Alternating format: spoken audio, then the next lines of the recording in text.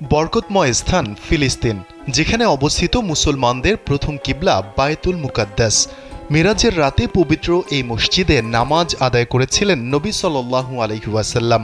বরকতময় ফিলিস্তিন নিয়ে বেশ কিছু ভবিষ্যৎবাণীও করে গেছেন তিনি। বর্তমান ফিলিস্তিন ছিল প্রাচীন বিলাদ আর শামস অঞ্চলের একটি অংশ। ফিলিস্তিন ছাড়াও প্রাচীনকালে শামস অঞ্চলের অন্তর্ভুক্ত ছিল বর্তমান সিরিয়া, জর্ডান ও লেবানন। শামদেশ সম্পর্কে রাসূল সাল্লাল্লাহু আলাইহি ওয়াসাল্লামের বেশ কিছু ভবিষ্যৎবাণী রয়েছে। বিশেষ করে বায়তুল মুকাদ্দাস ও তার আশপাশের এলাকায় অদূর ভবিষ্যতে কি হতে যাচ্ছে সে বিষয়ে অনেক ভবিষ্যৎবাণী করে গেছেন নবী সাল্লাল্লাহু আলাইহি ওয়াসাল্লাম। এক হাদিসে আবু হুরায়রা রাদিয়াল্লাহু তাআলা আনহু বর্ণনা করেন, রাসূল সাল্লাল্লাহু আলাইহি ওয়াসাল্লাম বলেছেন, কিয়ামত সংগঠিত হবে না যতক্ষণ পর্যন্ত মুসলমানগণ ইহুদি সম্প্রদায়ের সাথে লড়াই না করবে।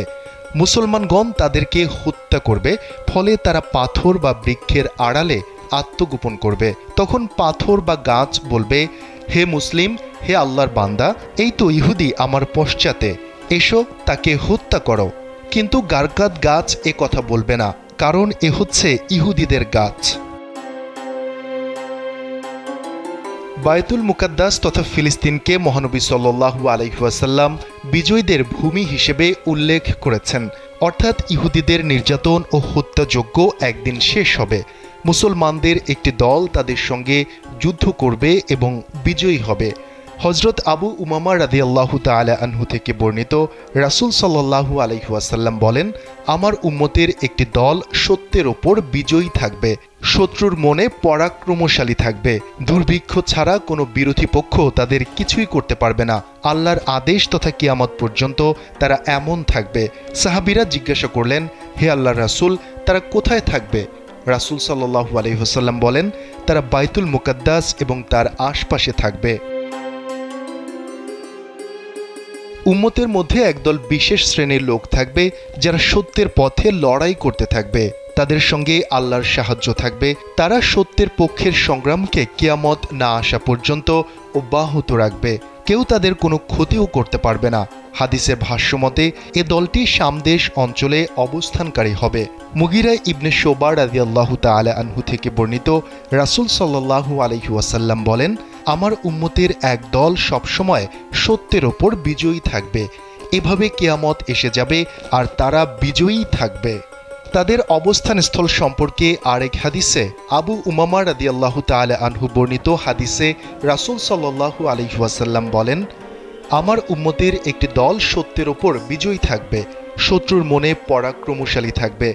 দুর্ভিক্ষ ছাড়া কোনো বিরোধী পক্ষ তাদের কিছুই করতে পারবে না। আল্লাহর আদেশ তথা কিয়ামত পর্যন্ত তারা এমনই থাকবে। সাহাবায়ে কিরাম জিজ্ঞাসা করলেন, হে আল্লাহর রাসূল, তারা কোথায় থাকবে? রাসূল সাল্লাল্লাহু আলাইহি ওয়াসাল্লাম বললেন, তারা বায়তুল মুকাদ্দিস ও তার আশেপাশে থাকবে। শাম একসময় মুসলমানদের আশ্রয়স্থল হবে। সেখানকার দামেস্ক নগরীর পার্শ্ববর্তী গোত নগরী তাদের সেনা ছাউনি হবে। হযরত আবু দারদা রাদিয়াল্লাহু তাআলা আনহু থেকে বর্ণিত, রাসূল সাল্লাল্লাহু আলাইহি ওয়াসাল্লাম বলেন, মহাযুদ্ধের সময় মুসলিমদের ছাউনি হবে গোতা শহরে, যা দামেস্ক নগরের পাশে অবস্থিত। এটি শামের উৎকৃষ্ট শহরগুলোর একটি। অন্য বর্ণনায় রয়েছে, রাসূল সাল্লাল্লাহু আলাইহি ওয়াসাল্লাম ইরশাদ করেছেন, অচিরেই তোমরা শাম বিজয় করতে পারবে। যখন তোমাদের সেখানে বসবাসের এখতিয়ার দেয়া হবে, তোমরা দামেস্ক নগরীকে বাসস্থান বানাবে, কেননা তা যুদ্ধ পরবর্তীকালীন মুসলিমদের আশ্রয়স্থল হবে আর তাদের ছাউনি হবে সে দেশের একটি ভূমি যাকে গোতা বলা হয়। ঈসা আলাইহিস সালাম দ্বিতীয় আকাশে অবস্থান করছেন। কিয়ামতের আগে তিনি আবার পৃথিবীতে অবতরণ করবেন। দুজন ফেরেশতার ডানায় ভর করে সিরিয়ার দামেস্ক শহরে শুভ্র মিনারের কাছে তিনি নেমে আসবেন। আবার সিরিয়ার বাবে লুদ নামক স্থানে দাজ্জালকে মেরে ফেলবেন। শফিকুল ইসলাম শান্ত, কালবেলা।